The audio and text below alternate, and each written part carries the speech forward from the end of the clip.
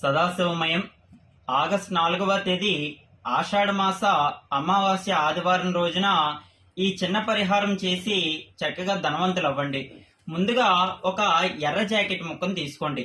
ఆ యొక్క ఎర్ర జాకెట్ ముక్కలోని ఒక 9 పీటికి చెక్కలను తీసుకొని ఆ 9 పీటికి చెక్కల్ని కూడా ఎర్ర జాకెట్ ముక్కలోని వేయండి.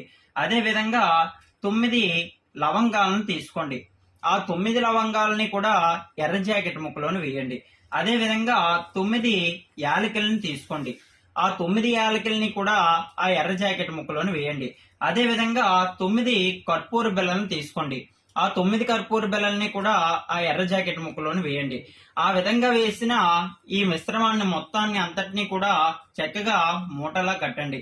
చక్కగా మూటలా కట్టిన తర్వాత ఆ యొక్క మూటని మీ కుడి చేతితో పట్టుకొని మీ ఇంట్లో దేవుని మందిరం ముందుకు వెళ్ళి లక్ష్మీదేవి పటం ముందు నించొని ఓం ధనదాయే స్వాహ అనే మంత్రాన్ని 11 సార్లు చక్కగా జపించి ఆ మూటని మీ ఇంట్లోని బియ్యం డబ్బాలోని పెట్టండి. ఈ విధంగా చేయడం ద్వారా లక్ష్మీదేవి అనుగ్రహం కలుగుతుంది. సదాశివమయం.